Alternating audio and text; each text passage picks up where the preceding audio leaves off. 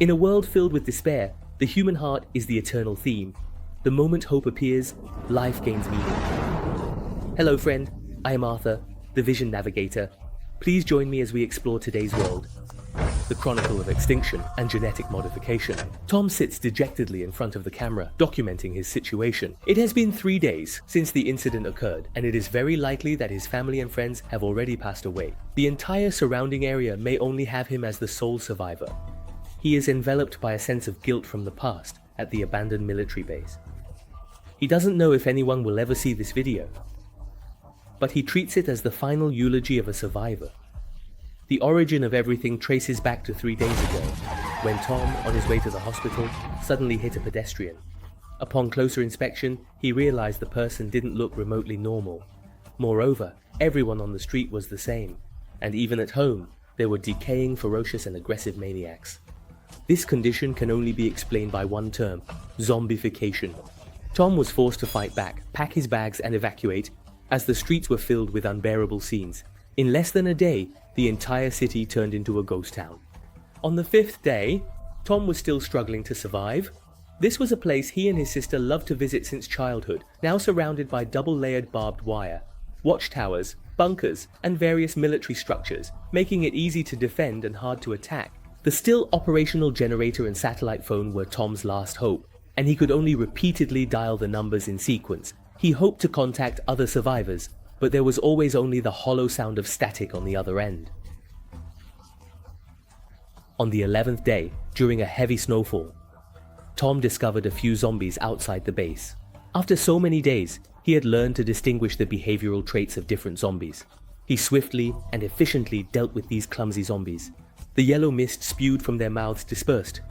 But Tom was not affected at all. These were not frightening. What was terrifying were those that had undergone secondary mutations. On the 14th day, Tom went out to search for supplies, as most zombies would go dormant at night. This was also his best opportunity to act. Seeing a moving shadow, Tom fired without hesitation, but the person who fell to the ground actually cursed, indicating there was still a living person in this house. There was no time to explain, as Tom quickly and skillfully dealt with the zombies that were attracted by the gunshot. Only then did he have the chance to apologize. Lisa had been complaining a lot about Martin and her father Bill's critical condition. Now that the old man was wounded by a gunshot, they had no medical supplies, so Tom could only take them back to the base to hide. After a night passed, the family finally had a chance to rest. Lisa was very interested in the satellite phone and randomly tried a few numbers, surprisingly getting through, but the person on the other end couldn't speak English at all. Martin suddenly remembered that the Lin family also used this type of phone, and there might be a phone book. Tom immediately decided to take him to find it. Bill from the Dulu base took advantage of the moment when no one was around and dialed a number. It was clear that this person was not simple. Tom's process went smoothly, but on the way back they encountered an unexpected incident. They witnessed a strong zombie snatch a girl's relative with one hand, and the two could only bring him back to the base. Watching the invasion happen right before her eyes, Sarah could not bear it. No matter how the couple asked, the two were unwilling to speak. Tom, having no time to spare, managed to dial a number and actually succeeded in conversing with the other party. The Max brothers were in a nearby area, and the two agreed to meet later. Bill's injuries were not optimistic, and with his weak breath, he spoke ambiguously. Only the rescued Sarah explained that he was talking about tetracycline.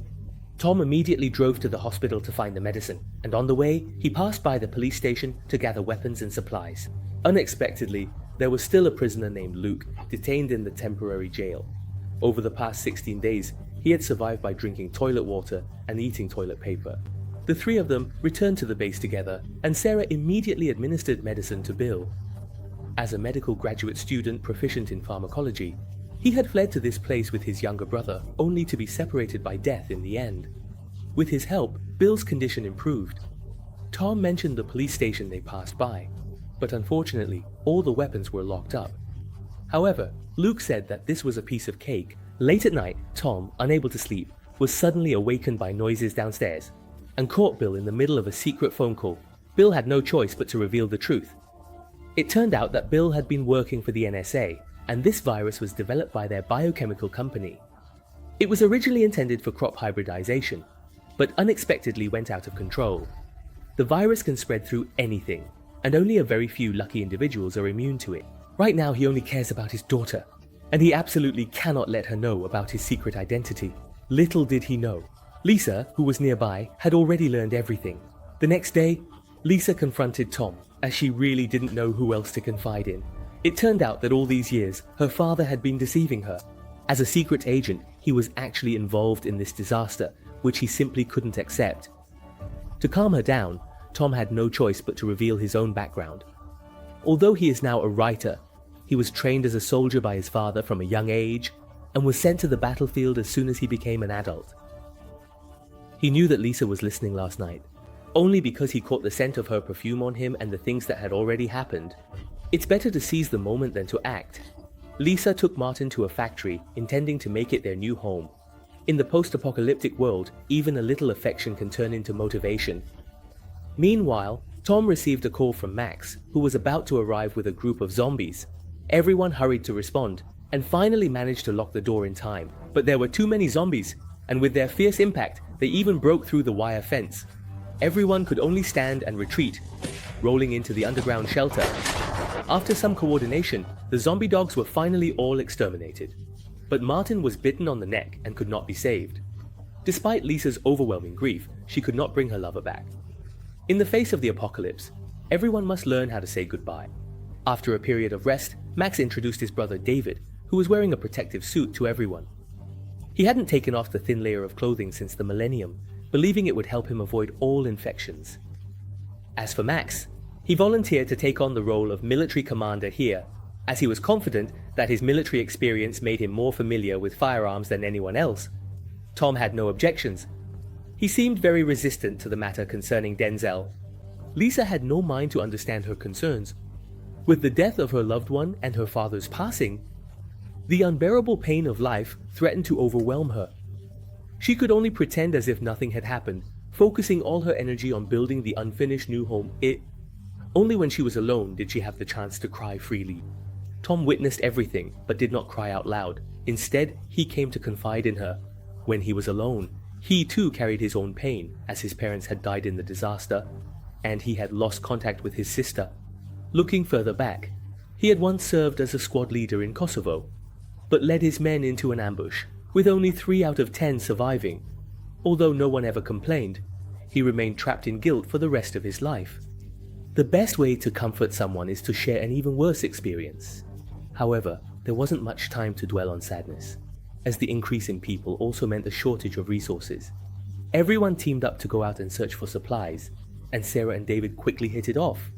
In a sense, the two were a perfect match, but when they got outside, they encountered an unusual zombie, eyeless and roaring loudly. A pride of lion suddenly surged forward amidst his sinister laughter. Tom, having survived the ordeal, still shivers at the memory of the scene. Fortunately, Max and Luke had already brought back a large cache of weapons. All fears stemmed from a lack of firepower, and a shooting contest officially began. Max's shooting skills were not just a little worse than he bragged about. Instead, it was Luke who showed exceptional talent. However, firearms without silencers are a double-edged sword, as they are likely to attract a large number of zombies. Perhaps only silent arrows are safer. But not everyone has Tom's skills. Of course, the greatest use of this skill at the moment is still for hunting, while cooking is left to David, who is skilled in culinary arts. Lisa hasn't been idle during this time either. She drew a playground on the factory floor, marking the beginning of a warm and pleasant time. The night belongs to alcohol and parties, as well as to the flirtations of those with intentions. Amidst the lively atmosphere, no one noticed the fleeting figure outside the camp, except for Tom, who saw that eerie silhouette amidst the singing. The figure deftly dodged through the rain of bullets, leaping over the fence. It's unimaginable that even zombies have evolved to have parkour abilities these days. How terrifying it would be if they used it to chase people. Rather than sitting and waiting for death, it's better to take the initiative. Tom immediately set out and indeed discovered a large number of zombie satellites in the surrounding jungle. But just then, the phone rang. It turned out to be a survivor from Korea, but Tom had no time to talk to him, because a large number of zombies were already rushing straight at him. He immediately contacted the base to prepare for battle. Although the barricades could block some of the walkers, more of the running zombies climbed over the fence blockade, and in an instant they lost control. Everyone immediately retreated into the bunker to hold their ground, but Max ran off worried about his brother, leaving Luke alone to be surrounded by the running zombies that had flanked them. Tom and Bill were also maneuvering around the zombies inside the building until they managed to escape and rescue his brother. Upon returning to the bunker, Max realized that the only thing left for the ill-fated Luke might be a handgun as a final act of mercy. With the sound of a gunshot, two vehicles left the base, one after the other. On the road, Bill suddenly received a phone call. 300 kilometers away, there was an elderly genetic engineer who needed them to go and rescue him. He is the key to quelling this viral crisis. At this moment, he was driving on the highway and had just finished a call with Bill when he was drawn to the explosion at the distant nuclear power plant. Watching the debris flying from the ground, Engineer Pete couldn't suppress his urge to vomit. In that instant, he was already exposed to the radiation. Things weren't peaceful on Tom's side either. With one vehicle scrapped, he had to get out and walk while the others shared a ride. Max wanted to object, but Tom confronted him face to face, blaming Luke's death entirely on his lousy combat sense and that terrible shooting skill from the Bean family. "How long were you in the army anyway?" Max proudly stated that he had undergone 5 months of basic training. Tom bluntly stated that he had participated in the Kosovo War.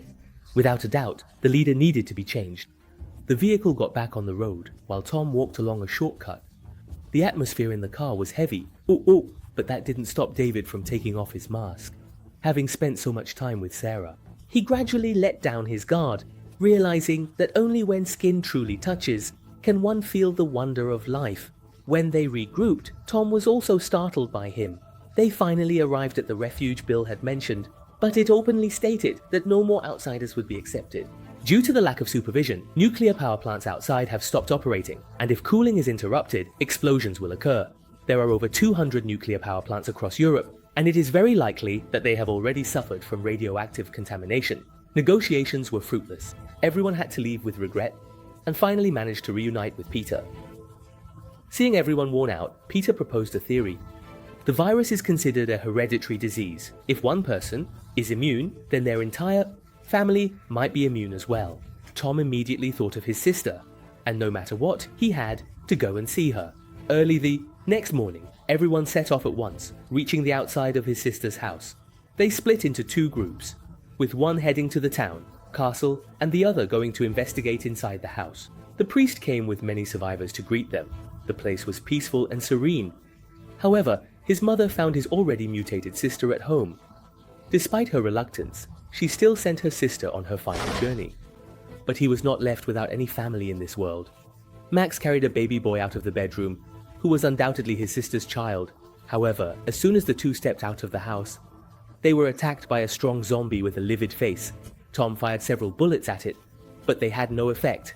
In the critical moment, the two immediately cooperated to lock it in the car, and a rocket ignited the fuel tank. This completely ended the monster.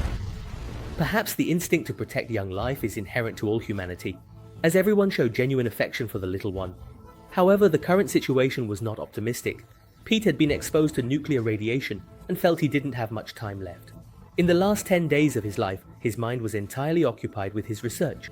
Perhaps only Sarah could carry on his legacy, or with limited time, the two of them could only pass on as much of Pete's lifetime knowledge as possible. Once this was done, everyone was set to head to the southern shelter. But the priest had no intention of leaving or finding peace where his heart was. He wanted to stay with the professor here to feel the will of God. But the zombies wouldn't give this group any time. On a dark and windy night, a group of marauders launched a full-scale attack on the castle under the cover of darkness. Tom immediately led everyone to fight back, but the number of zombies was overwhelming, and everyone found themselves in a desperate situation. Max met his demise, and Tom was firmly suppressed, cornered with no way out. However, the cry of a baby broke the silence as the dawn illuminated the night, and all the zombies mysteriously retreated, allowing the others to escape unharmed. With everything settled, there was no longer a reason to stay. The group planned to head south, towards Gibraltar, Africa, or Antarctica. They planned to avoid nuclear power plants as much as possible. They might meet some new people, and perhaps some might leave. But the essence of life is ultimately hope, and with a long journey ahead, they would accompany each other side by side. End of the transcript.